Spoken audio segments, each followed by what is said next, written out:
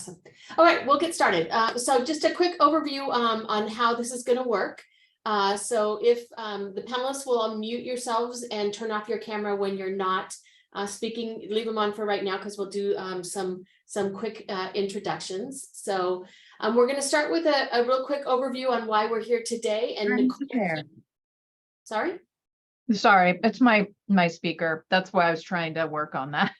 Just it's moving over to my Bluetooth speaker. Sorry about that. No worries. Okay, you ready? Okay, so we're going to start today with Nicole Heath. Nicole is the director of our hazardous materials program. She's going to give a quick overview on why we are here today and the work that is being done. And then when that's done, the goal today really is just to answer your questions. Just to make sure that you all know, we sent a press release around 1 p.m. and the press release included a link to some B-roll that CCTV took this morning of the process that's going on in the field today. So that is available for you all to use in your packages however you choose. We will also make available after this the recording of this media availability so that you can use. I'm sorry? Nothing. That I turned my speaker off. Okay, so if you can just stay muted for now, Laura, that would be super helpful.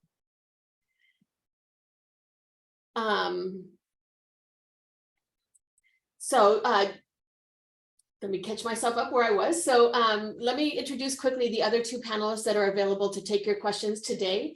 Laura Trozzolo works for the consultant who is currently doing the sampling in the field, so she can answer all the technical questions you have about that process and how that's working. And Matt Kaufman, Matt is our deputy health director. He's been with the department for some time and used to have Nicole's seat in the hazmat world. So he and Nicole work very closely together, and anything Nicole doesn't know, which is really, we haven't found to be anything, but just in case, Matt will be available. So with that, one quick reminder that if you have questions, you're welcome to drop those in the Q&A, or if you prefer, like I see one hand up, please raise your hand. We're happy to take you off mute and let you chat with our panelists who are here to answer your questions. So with that, let's have us all turn our cameras off and mute ourselves, and I will let Nicole take it from here. Thank you, Kim.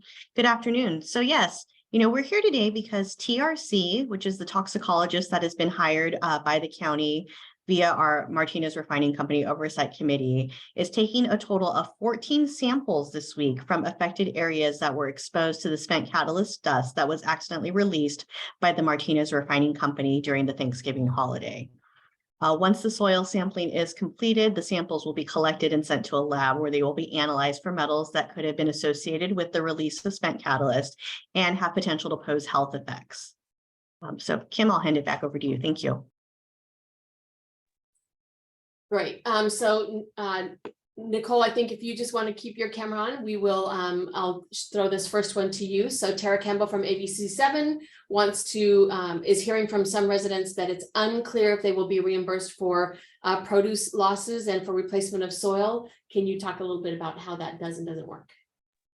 Yeah, so, in terms of financial impacts to residents, that is really something that there's a couple of different avenues. Right now, we do have an active referral case over to the DA for the failure to notify. Associated with that, there could be potential financial recourse for residents. Right now, we are also aware that the refinery has set up a claims line, but in terms of any sort of financial reimbursement to residents, that is not part of what the Oversight Committee or what the County Health Department is currently doing with their work for this investigation. Great, super helpful. Can you talk a little bit about what the recommendations are at the moment for eating or not eating and growing produce in the soil in the affected area? Yeah, so, in March, our health officer put out a health advisory out of an abundance of caution. And the current recommendation right now is, as we are completing, we mean TRC and the Martinez Refining Oversight Committee are completing the work of doing the soil sampling, it is recommended that residents who are near the refinery and who saw the catalyst dust as a result of that release during the Thanksgiving holiday do not eat any produce or vegetables that are grown from their gardens. We are still advising people and encouraging them to plant in their gardens because right now we still don't know what we don't know. And so as we wait for the results of the soil sampling and this risk assessment, we are saying out of an abundance of caution, please do not eat, but go ahead and still plant your gardens. Great, thank you.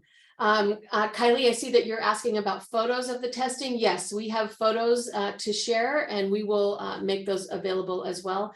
If I can ask, Kayla, if you can drop the, well, I guess we turned the chat off, right? So, so we won't be able to drop the link into the chat, is that correct? Or can we chat? I can still do that. Okay. You just want the B-roll link? Yes, the link to the B-roll, but we will also make some photos available after this, Kylie, so those will be available to you. So follow-up question, only 14 samples. Can you talk, Nicole, a little bit about why that is? And then if Laura at some point wants to jump in, that she's welcome to do so, but do you want to start there?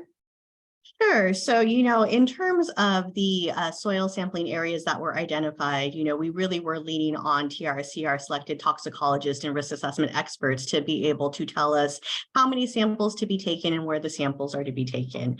And so the 14 samples being taken are primarily in the Martinez and areas surrounding the refinery, but we do have expanded sampling occurring in other areas such as El Sobrante, where the plume modeling map from the air district, which was used to help inform that soil sampling, did see areas of deposition. There will also be sampling in Benicia, which was also indicated through this initial plume model map from the air district to be an area that was potentially affected by the catalyst dust. Laura, is there anything that you would like to add about how many samples and why that decision was made? Yes, absolutely. So as a risk assessor and a toxicologist, what we wanted to do is evaluate in a tiered approach. So what we chose were locations that we think might have been impacted, maximally impacted.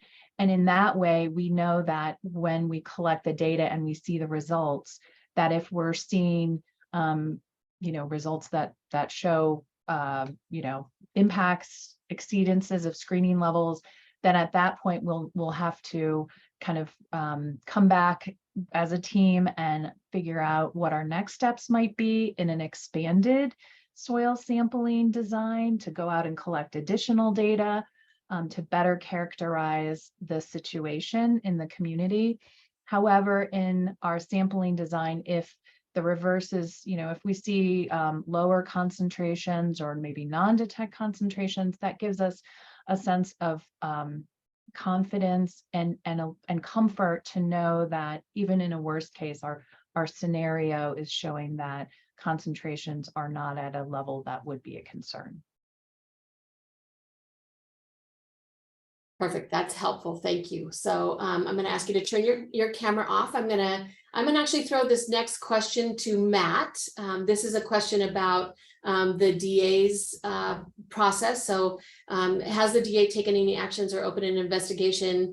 If so, please describe it in any timeline that applies. Sure, thanks, Kim. Yeah, Contra Costa Health did refer the case to the Contra Costa District Attorney's Office back at the beginning of January 2023.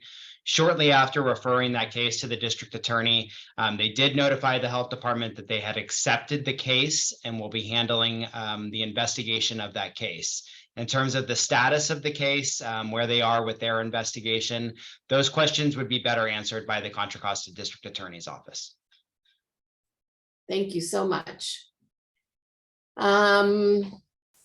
So the next question is, why is the city of Martinez not suing the refinery on behalf of Martinez citizens? Why are we not protected and reimbursed? So that's not a question we can answer. That's a question we would refer you to the city of Martinez about. I would just say, keep in mind that the refinery is, most of the refinery is in the unincorporated area. So Nicole, if you would take this one, why wasn't soil testing done earlier? Yes, thank you, Kim. So, initially when we first off, I want to start with, we're not notified immediately of this incident. When we found out about the incident, we still did not have any reference to how much material was released. It was very unclear to us, the areas that were impacted. That information did not come to us later. In that time, we had made the determination that this was a major chemical accident or release. And we felt that the best thing to do was to, go through our oversight committee and hire the toxicology and risk assessment experts to be able to provide the answers as to any potential health effects from this incident. Initial sampling was done of the catalyst dust that was observed by the incident response team. But at that time, we, we're still, again, as I've said before, we didn't know what we don't know. And so not having that, initial amount of knowing how much catalyst was released, we were not able to, at that time, make a determination as to whether or not we felt soil sampling would be necessary. And the process does take time for us to put out the request for proposal, hire the consultant to be able to do the work. Great. Can you talk a little bit as well about the timing for getting the testing results back? Yeah, so once the testing results are sent to the lab, they are being sent at an expedited return rate. So I believe that is going to be 5 days for the results to come back. And after that, TRC will be able then to provide us with information on what the results show. And I think Laura could speak more to the timeline on when we could expect that additional evaluation and final report.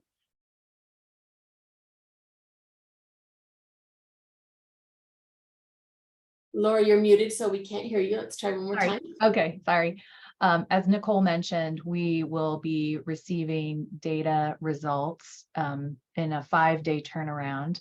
And once we review the data, we will be screening it, each sample as its own separate evaluation, and looking at screening levels, comparing them to human health and ecological screening levels. So we're looking at all gamuts of protection.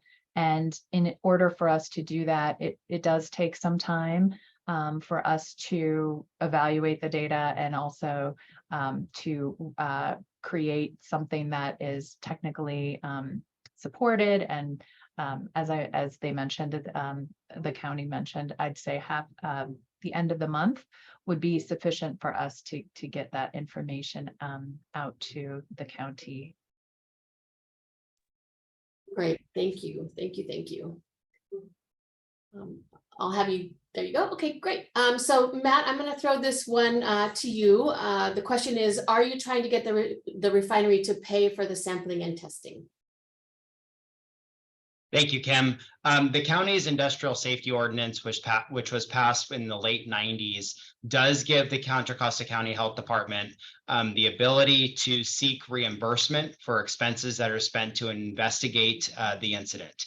So the county health department will be invoicing the refinery for all costs associated with not only the community risk assessment, but also the incident investigation that's going to take place under the oversight committee as well. In terms of impact to the community, those are questions that are best answered with conversations with our district attorney's office. Again, since the district attorney has chosen to investigate the case and handle the case, all costs associated that there may be damages and whatnot to the community, those conversations would best be had with the district attorney's office. And Contra Costa Health is committed to having those conversations with our district attorney. Thank you so much. So this next one, we've answered a little bit the first part of it, but I'm going to ask Nicole to start, and then there might be opportunity for Laura to comment as well. So why weren't these soil samples taken much earlier, which I think you've talked a little bit about, but if you want to expand on that, and then how might the 5-month delay impact lab results? So I actually think Laura would probably be best to answer on the 5-month delay for lab results. So I'll pass it over to her. Sure.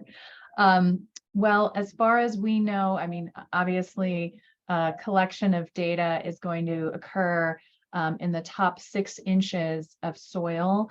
And what we believe is we will be capturing any, if we've had any deposition that might have landed on the surface over time we're still going to be capturing that within that top 6-inch soil layer. So we do believe that we're still, characterizing and capturing conditions that occurred during that November deposition event. Thank you. Sure. So Nicole, there's another request to just have a little bit more explanation about why it took the time it did to start the soil testing. So can you just sort of walk through that process, maybe in a little more detail, kind of with a little more specific timeline? Sure, Kim. So I'm going to start from the actual, event release date. So that is November 24th through 25th. There was spent catalyst released out into the community of Martinez that Contra Costa Health was not aware of. On November 26th, via social media posts, we became aware of this event and initially had our incident response team go out and contact MRC to find out, what had occurred. As I had stated earlier, at that time, we were not given any reference for how many pounds, tons of material had been released. We were told initially that it was spent catalyst, that this wasn't a hazardous material.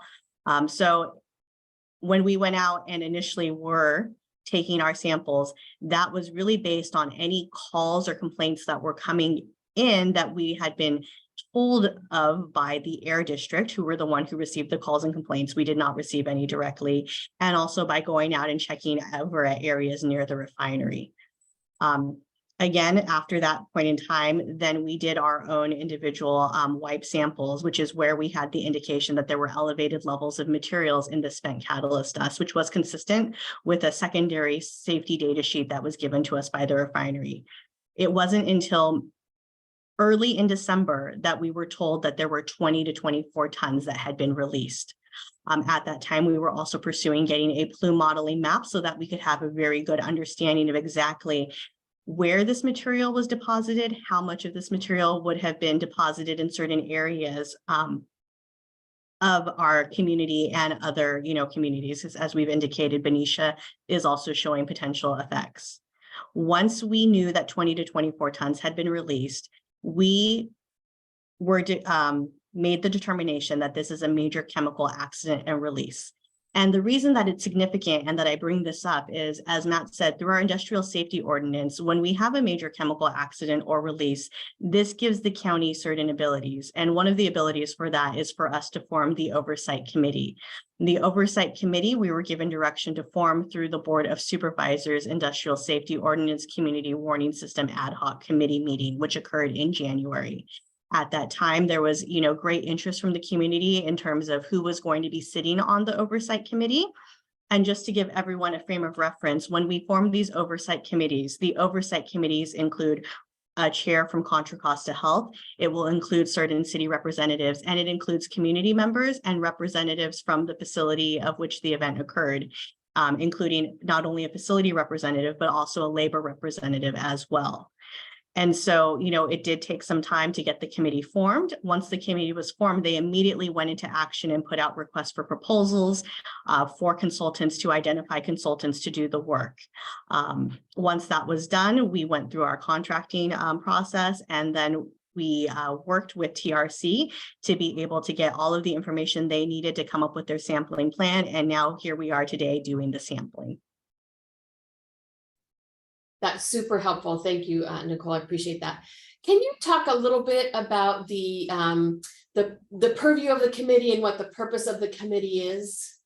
Yeah, thank you, Kim. I think that's a really great question. So the oversight committee is the forum to oversee activities related to the incident. These activities could be an independent incident investigation to look at root cause analyses, which would then determine exactly what happened, why did it happen, and what can we do to prevent things like this from happening again.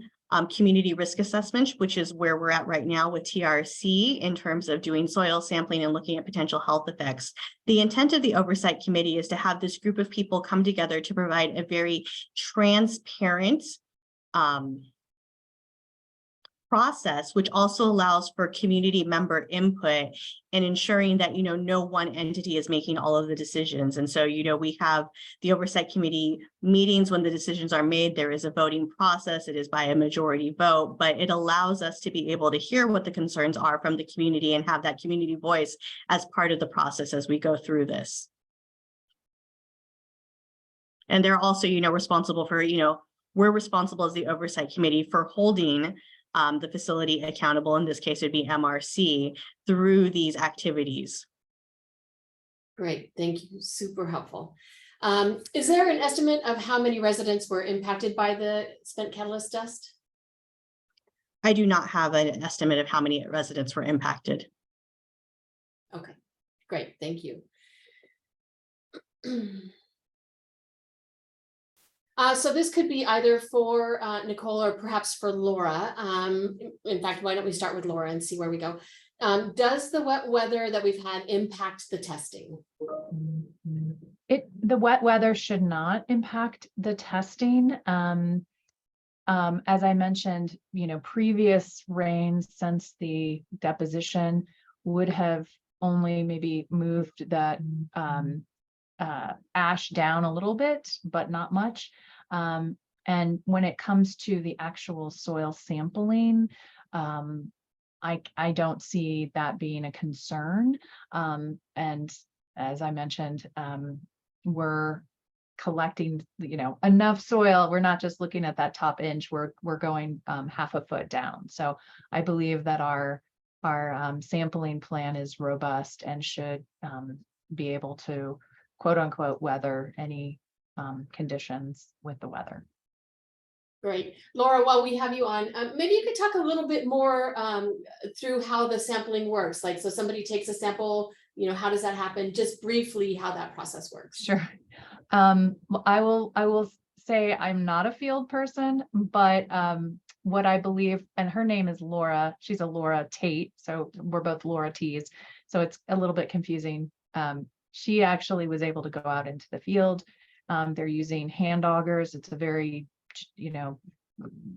conventional way to go collect data. They put it into glass jars, send them over to the lab, usually by some sort of a carrier, and the carrier then analyzes the sample in a specific method for soil and for the analytes that we are interested in looking at.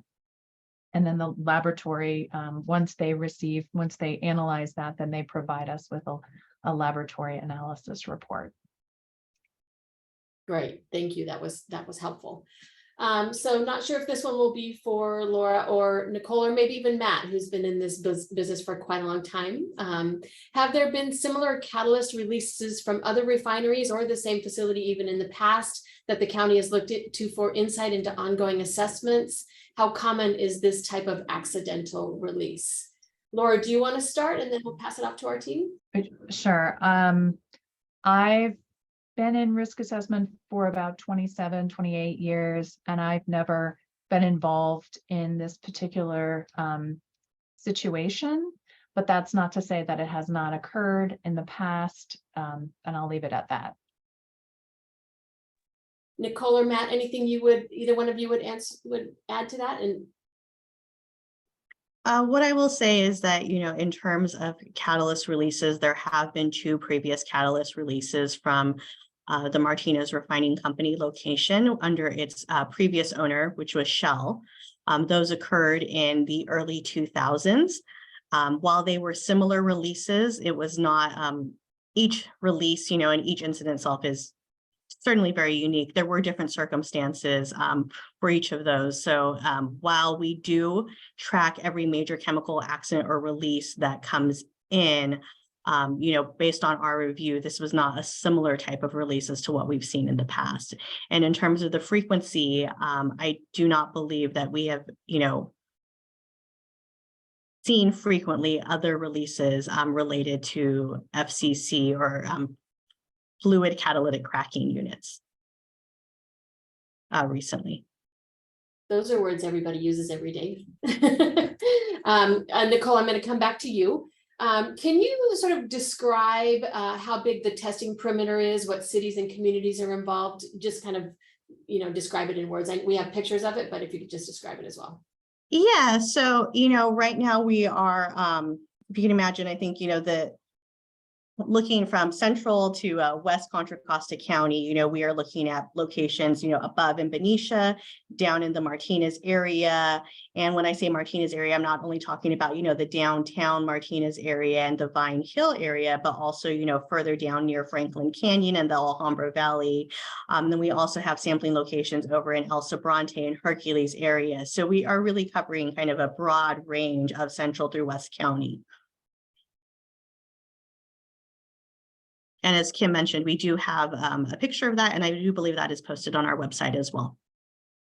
It is indeed. And Kayla, I'll ask if you could drop the link to the MRC webpage in the chat. That would be helpful. That's where we store all of the documents and all the information that we've released to the public around this incident. So if you would do that, that would be really great. Laura, I'm going to throw one more back to you. Going down in the soil, are you diluting the results? Why do you go as far down as you do? Well, typically we would go down, if this was just a normal soil sampling, we go down 6 inches. That's just sort of the normal, but sometimes we'll go down a foot. But in this instance, just based on the fact that we knew it was surface deposition, I do want to indicate that if there are any visual evidence of catalyst dust, that will be documented, and we will try to incorporate that into our soil sample. So we're actually looking to see if we can find anything in the sample itself. But our approach of going down 6 inches is fairly standard practice. Great. And while you have your camera on, I am actually going to ask you to say and spell both of your names and give your title and the company that you work for. And then I'm going to have Nicole and Matt do that same thing. Okay, sure. My name is Laura Trozzolo, and that's spelled Laura. And my last name is spelled Trozzolo. And I work for TRC, which is an environmental consulting firm. And let's see, the last question was, my title. I am TRC's risk assessment practice leader. Thank you. Appreciate that. Nicole, do you want to do the same thing? Your name and title, all that fun stuff? Sure. So Nicole Heath, which is Nicole. Heath is Heath. I am the Director of Hazardous Materials Programs, and I work for Contra Costa Health Services. Thank you. You want to turn your camera off, and then we'll have Matt do the same? Matt Kaufman, M-A-T-T, last name's Kaufman, K-A-U-F-M-A-N-N, Deputy Director with the Contra Costa Health Department. Thank you all. Nicole, here's one more for you. The issues that led to this release started 4 days or so before it happened. Who was the refinery supposed to notify when those issues first started? So maybe you can talk through a little bit those first couple of days. Yeah, so, on November 21st, we were informed by Martinez Refining Company that they were experiencing flaring due to a equipment malfunction of that unit, the catalytic cracking unit, and that while they were going to be shutting down and starting up the unit, we could expect intermittent flaring. When the flaring did continue to occur, we did continue to receive notifications through our community warning system from Martinez Refining Company. It wasn't until they had the spent catalyst release that we were not notified of anything, but we were still having conversations with them, even up into those days related to the flaring and that same specific unit. So I guess the question of who were they supposed to notify? They were supposed to notify Contra Costa Health Services Hazmat, and they did not during that release. Great, thank you. So back to you, Nicole. Don't be so quick to turn your camera off.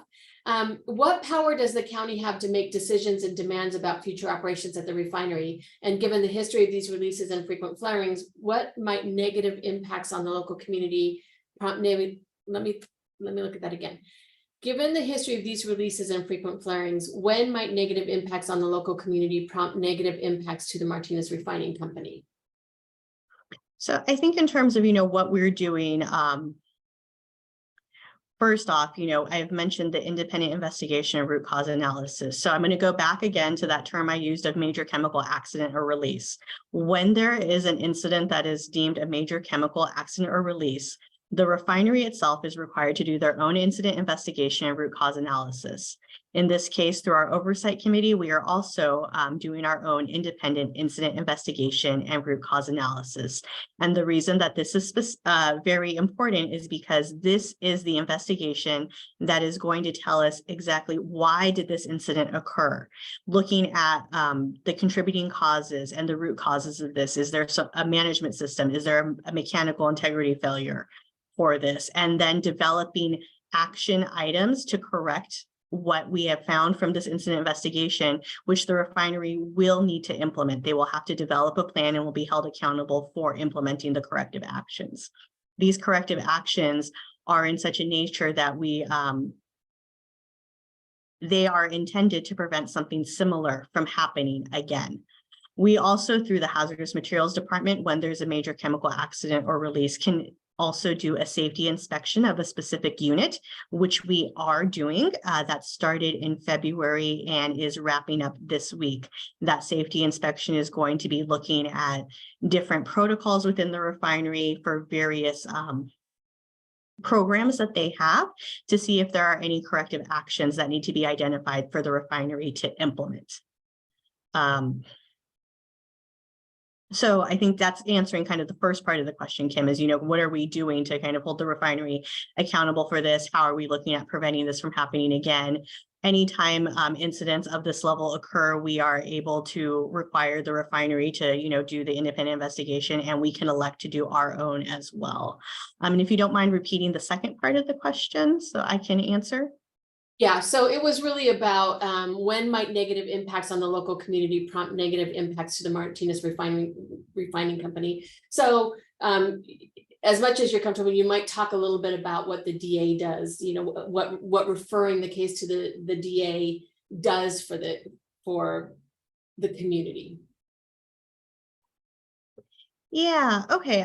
So when there is an incident, and if we find that there has been any violation of a regulatory standard, the hazardous materials programs can elect to refer the case over and investigation over to the DA.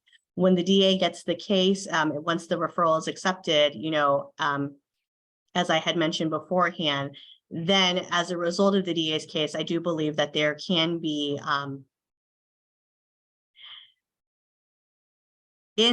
when the case is being pursued by the DA, that is when it can be discussions on, is there anything that, needs to be done for the community? That is something that the hazardous materials program will definitely, weigh in on when the DA gets there. But in terms of how that whole entire process works, I think that is actually best answered by the DA's office. Agreed. Yes, that was super helpful. Thank you.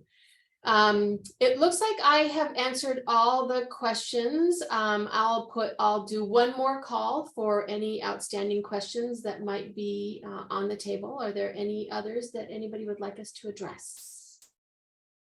I don't see that I missed any in the Q&A, but let me take one last quick look. Okay, a couple more popping up. So this is going to be my last call. So if you have any, put them in right now and we will do what we can to get them done. Have any remediation efforts been started alongside the soil sampling? So Nicole, do you want to take that one? Yeah, so right now we are waiting for the soil sampling lab analysis to come back. That will indicate to us whether or not we will need to have any potential corrective actions or mitigative efforts that need to take place. Great. There's a question about how is the county working to rebuild public trust. So why don't I'll take a stab at that, Nicole, and then if you want to, or Matt, if you want to jump in after that. You know, it really was the lack of notification on the front end from Martinez Refining Company that put us behind the ball in terms of being able to protect our community the way we wanted it to. So undoubtedly, we've been playing catch up since the very beginning. The way that we build public trust is through this very kind of thing. Transparency, being as transparent and forthcoming as with information as we possibly can, allowing the community to be actively involved first in the committee, but also in public participation when the committee meets. So there is a committee of people who work together, but the public is invited to participate in that process, just like they would in any public meeting. One of the things that we did with the community or with the committee this past week was talk to them about communication and how that's been rolling out and what they want to see happen in the future. And so we will be following up on that with the recommendations that they gave us, and just continue to make sure that we are as in touch with our community as we can, that we're listening, that we're reacting, and that we're doing everything we can to make sure that they understand the process and how that is going along. Anything else that anybody would add on the public trust perspective? I think that's kind of our plan. David, I see that you said it says one last in the comment. Did you have, if you had one last question you wanted us to answer, do you want to raise your hand, or are you good? Oh, there we go. Okay. So let me turn my camera off. Plant your garden, don't eat from your garden. How concerned should people be about gardening? So Nicole, if I can pass that one to you. Sure. So, you know, again, I just want to, you know, reiterate that in March when we, you know, when the health officer put the health advisory out there, this really was done out of an abundance of caution. We are waiting to have the information from the soil sampling and risk assessment from TRC so that we can provide the answers that we know the community is so desperately seeking. So, you know, we are really just advising people right now out of an abundance of caution, do not eat, you know, things that have been planted or grown in your garden. But again, we are encouraging people to still continue planting, and we are working to get this information to the community as quickly as we can.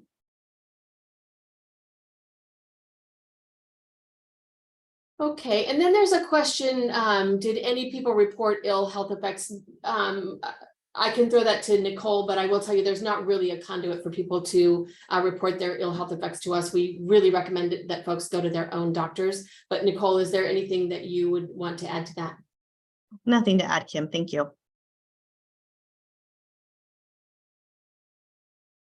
That seems to be all of our questions. So I want to thank our panelists for participating and being with us today. And you all know how to reach us. So if anything comes up after we leave here today, please don't hesitate to reach out to our media line or the media email address that you all have, and we will do our best to meet your needs. So thanks for joining, and we will see you next time.